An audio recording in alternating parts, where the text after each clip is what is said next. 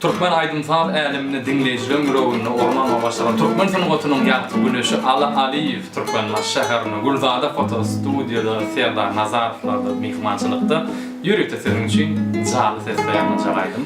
Elbette baklısın, on yansın mensiz. Men ölüydüm alman ölünçem finsiz.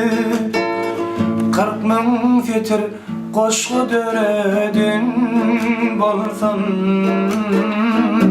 Her harpın içinde finsin aygı finsin.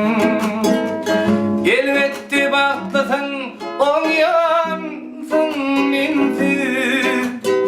Men ölüydüm alman ölünçem finsiz.